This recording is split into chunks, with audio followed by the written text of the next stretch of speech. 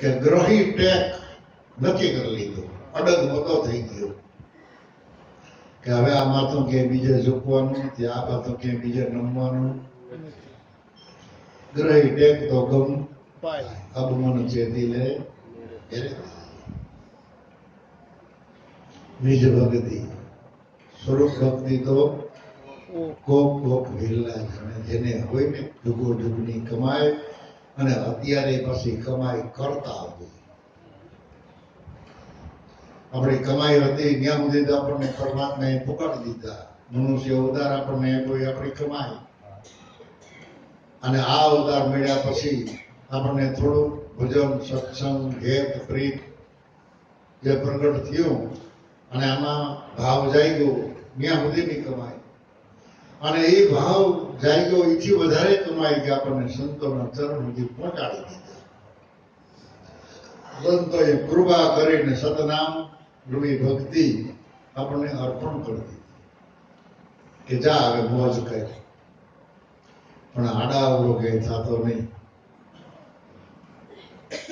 હવે આડાવડો ક્યાંય ન થતો. ત્યારે માર્ગે આ સીધી સડક રહ્યો બે ધડક. આ રસ્તા ઉપર તો અનંત ને અપાર મહાપુરુષો આવેલા, એના પગલા પીડ્યા, એના નિશાન પીડ્યા, તો એ માર્ગે હાલો ઓર મજા છે. નિર્ભય પદ ઈ બીજે ભય વાળું છે. ભય મુક્ત આયક છે, પણ આપણને નક્કી થઈ જવું જોઈએ. નક્કી થઈ જાય તો આપણું કામ થઈ જાય.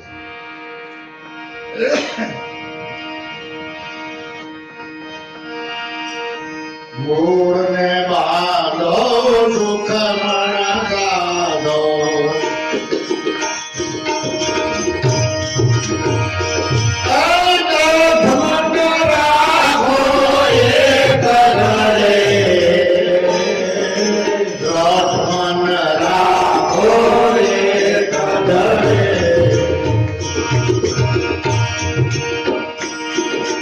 મૂળ ને બાંધો સુખ મણા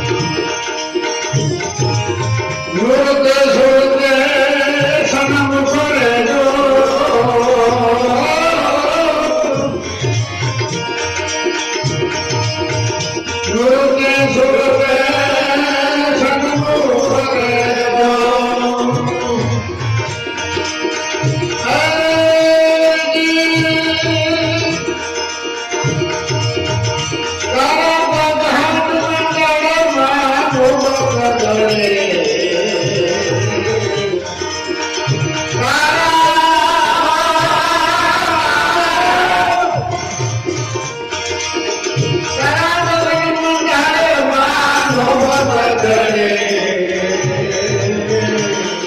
દ્રઢ મન રાખો એ કદરે દ્રઢ મન રાખો એ કદરે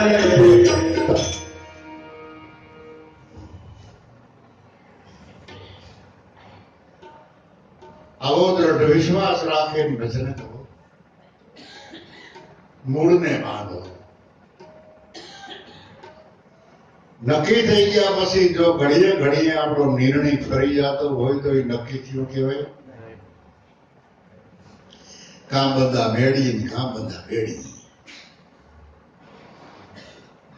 બરાબર ને આવા જયારે મરજીવા થઈને જયારે ખેલે અને હતા નહોતા થઈ જાય ત્યારે આ પદને પામે તો ઘણા ભયમાં મૂકી જાય કે એટલો બધો વહેમું છે ભાઈ નથી વહેમું ભક્તિના માર્ગ જેવો આ દુનિયામાં ચૌદે બ્રહ્માંડમાં ચારેય યુગમાં સાદો ને સરળ ઈશ્વરને પામવાનો રસ્તો બીજો કોઈ નથી હક નીતિથી ધંધો કરો હક નીતિથી ખાઓ પીઓ સાદાઈથી જીવન જીવો સાદી ભાષા સાદું જીવન સાદી વાત વિવેક સાદા જીવનમાં જે સ્વરૂપને પારખે એવા લાખન મેં એક હું માલા ફૂલી કરવાની જરૂર છે ખમૈયા કરવાનું આમ સુમિયાનું ગોઠવું નામ ગોઠવવું એ બધું પાછું વીખવું કે ન વીખવું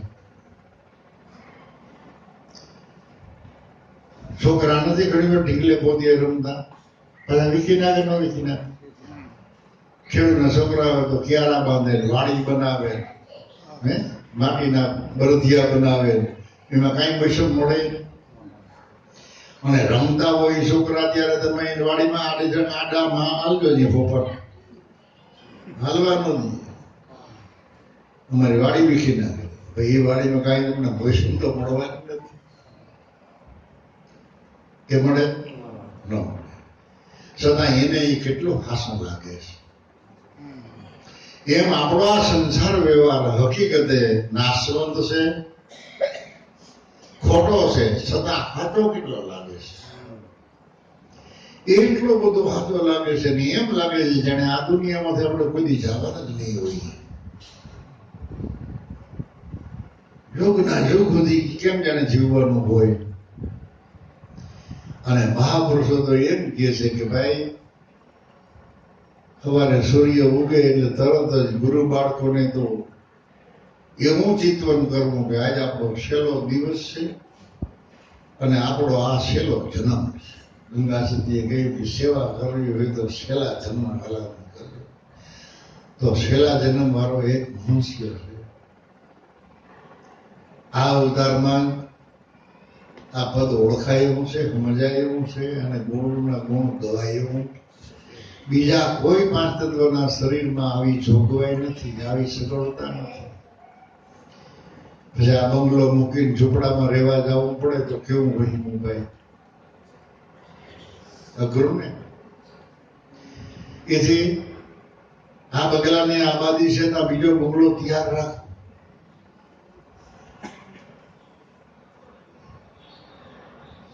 કોઈ એવો મોટો દાતાર માણસ દયાળુ માણસ ધનાઢ્ય માણસ સગવડતા વાળો માણસ એને એટલા બંગલા બનાવ્યા અને બંગલા બનાવ્યા પછી જાહેરાતી કરી કે આ બંગલામાં હું રહું છું અને આમાં આવીને જે કોઈ મને ગોતી લે એ બંગલો એને દઈ દેવાનો ભલે મને જે કઈ ખર્ચ આવ્યું હોય ઘણા ગયા પણ એવા અટપટે વાળા એવા મારી બાયણા એવા રંગ ને રોગાન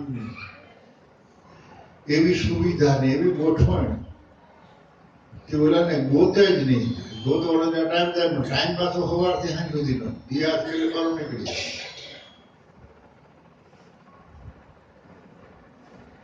એ જોવામાં રહી ગયા એમાં કોઈ એવો સાણો માણસ અને હોશિયાર માણસ ગયો એટલે બંગલાના કલર કામ ઘાટ આકાર રંગ રૂપનું જોયું નહીં કે આપણે પેલા એને ગોતી લઈ પછી આપણે બંગલો આપણો છે પછી જોવાનું છે.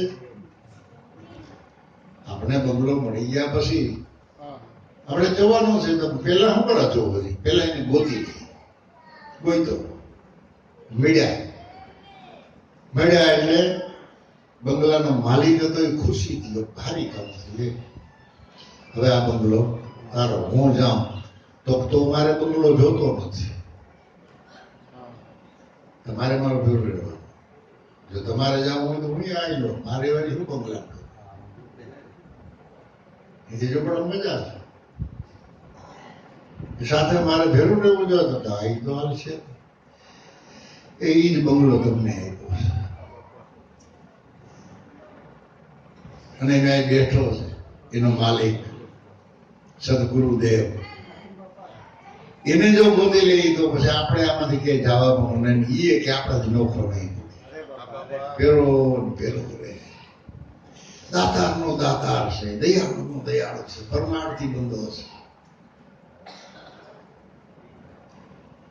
એટલે શબ્દ સંભાળો, વચનને વિચારો તો ક્રિયાક્રમ નહીં. શબ્દને સંભાળો એટલે એનો અર્થ શું થયો? તમે તમને સંભાળો, તમે તમને યાદ કરો, તમારે તમારું ભજન કરવાનું. શબ્દ સ્વરૂપ તમારું છે, વચન સ્વરૂપ સદગુરુદેવનું. વિચાર કરો, શબ્દને સંભાળો એટલે તમે તમને યાદ કરો, સંભાળો. અને વચનને વિચારો. વચન આપણને ગુરુ મહારાજે શા માટે આપ્યું? ખાલી સંભળાવી દીધું એટલા માટે છે. ગંગા સતે કઈ કે સોય વચન હે સદગુરુના ઘટનું, એના સ્વરૂપનું છે આ વચન. પણ ગુરુ ગમ વિના ઘણા ગોથા ખાય. ગંગા સતી એમ કહે છે પાનભાઈ, જો ન સમજે તો એની ફજેતી થાય. મેદાનમાં જીનીએ મામલો મચાવ્યો અને જેને હોય પરિપૂર્ણ વચનમાં વિશ્વાસ, સૌદે લોકમાં એને પછી ભય નહીં અને ખરેખર થઈ ગયા ગુરુના દાસ. એના દાસ બની ગયા એટલે ભય મુક્ત બની ગયા. કેનો ભય? એટલે મહાપુરુષોને અભિમાન નથી આવતું. એનું કારણ એ કે આ વચન અમારું નથી. કેનું છે વચન ભાઈ? સદગુરુદેવ. જ્ઞાન કેનું છે?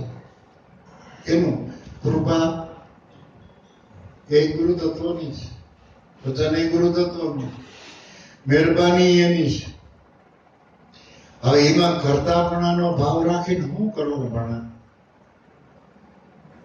અને ઈ અનુભવને સમજવા માટે બાપાએ મોતીનકી માળામાં શાન કરીને આપણને સમજાવ્યા. જો સમજીએ તો વાંચતા જાય સીધે સીધા તો ન મેળાવે, ક્યારેક થોભવું પડે.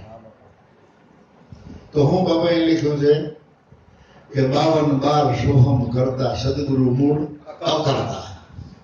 હવે પછી પાછળથી હું કહ્યું, ભાષ્ય પદમાં જો અવાસ્ય ને સમજે, જ્યાં બોલીએ છે ને એ બોલતા બોલતા જે નથી બોલતો, જ્યાં વાણી પણ વિરમી જાય છે, જ્યાં શબ્દ પણ નથી, શૂન્ય પણ નથી, અવાસ્ય પદ જે છે. એટલે પણ સમજવાનું કેનાથી?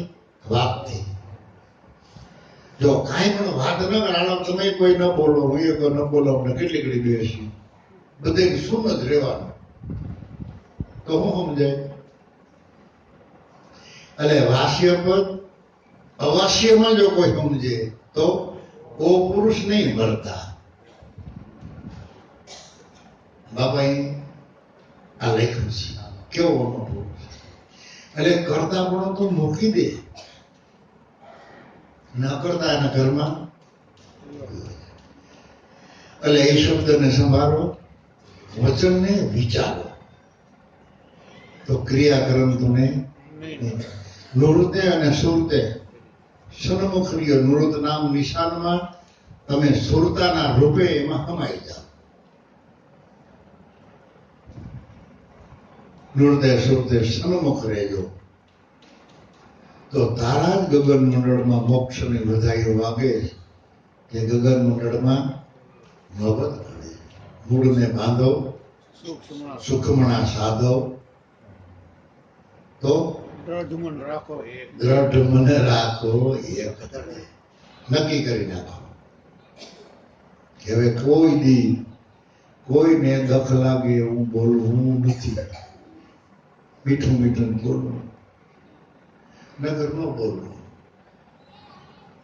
તને અલખ ધણીની આણ સુડલા, સત બોલો નહીતર મત બોલો. બીજી રીતે માં હું કે ત્રિકમ સાહેબ, દિલ દરિયામાં ડૂબી દીધા વિના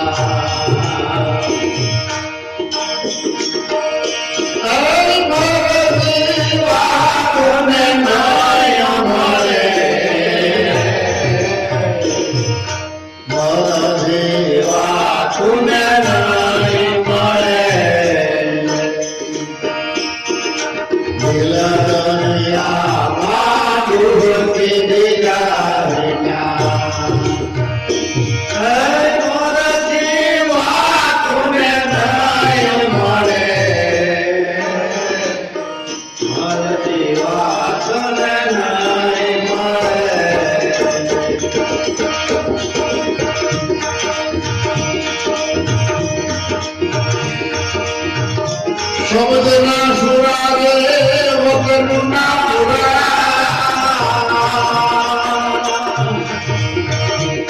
શબ્દના સુરા વગરના પુરા. એની ખરી વ્રતિનો ખ્યાલ કરે,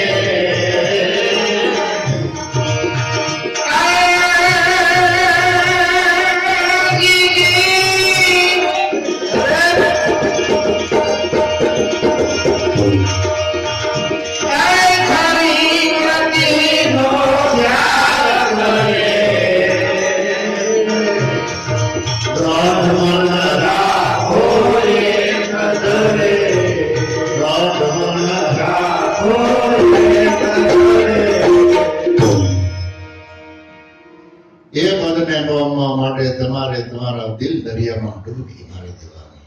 દિલ દરિયામાં ડૂબકી મારજો તો જગત દેખાતું બંધ થઈ જાય. આપણે તો બે બાજુ રાખવું છે કે બધાય ગામમાં તમે જમીન ભાગમાં નાખો તો ક્યાં ભૂખશીઓ? ગમે ત્યાં એક ઠેકાણે સ્થિર થાવ. એટલે દિલ દરિયામાં ડૂબકી દીધા વિના કહો મરજીવા સ્વરૂપ ક્યાંથી મળે. પણ જે શબ્દના સુરા, જે સુરવીર થઈને આ જગતમાં ખેલે છે, અને જે વચનના પૂરા, એ ખરેખર પોતાની વૃત્તિનો ખ્યાલ રાખે કે મારી વૃત્તિ ક્યાંય આડાવડી જાતી નથી, મારી સુરતા ક્યાંય આડાવડી જાતી. અને એવા જે છે ખરી વૃત્તિનો ખ્યાલ કરવા વાળા મહાપુરુષો અનુભવી એમ કહે છે કે શબ્દ સ્વરૂપે ઘટોઘટમાં બોલે અને એરણ વિનાનો એ ઘાટ ઘડે.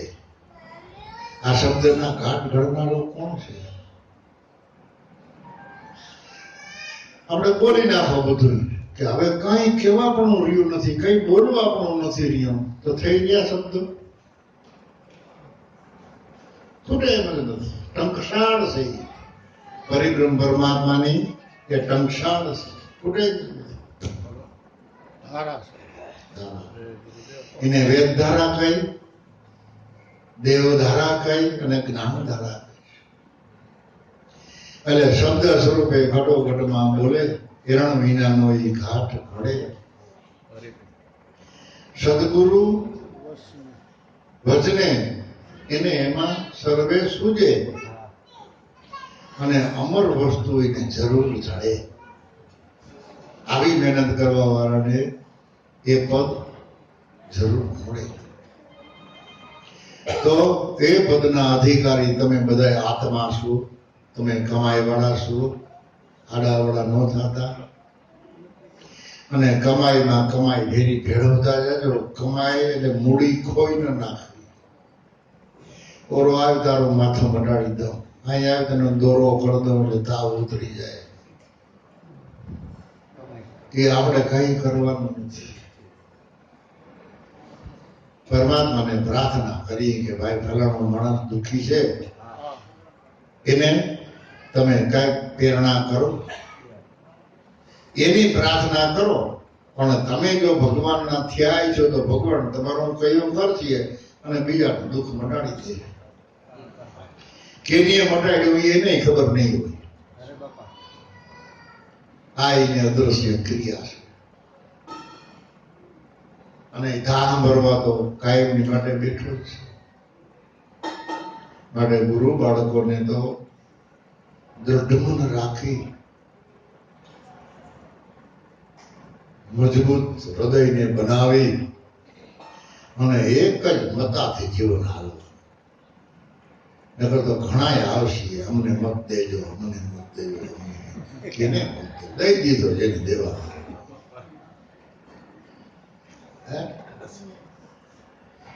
જેને મત દેવાનો હતો. હવે તમે હપીને રહ્યો ને જો તો હારું. બાધે છે ઈ અને હેરાન કરે પબ્લિક. ત્યાં ભાઈ માણસો છે એક પત્તા થઈ જાય તો શું વાંધો છે? કોણ એને કહેવાય છે? હાવીજને કોણ કે તારું મોઢું ગંધાય તો આપણને ખાઈ જાય. કેવા જવાય નહીં એને. એટલે પ્રભુ બસાવે ગુરુ બાળકોને આનંદ કરો, મોજ કરવી, લહેર લૂંટવી અને જરાય ઢીલું નહીં જવાનું. મનથી હૃદયથી મજબૂત રહેવાનો. દેવા વાળો દુબળો નથી ભાઈ. અને ભગવાન કોઈ દી એવી ભૂલ ન કરે, કોઈને હેરાન ન કરે. લક્ષ્મીજીને એક દી અમુક ખબર પડી કે ભગવાન બધાઈને જમાડ્યા પછી જમે, તો લક્ષ્મીજીને એમ થયું કે ભગવાનને કે વાંકમાં લઈ લેવા.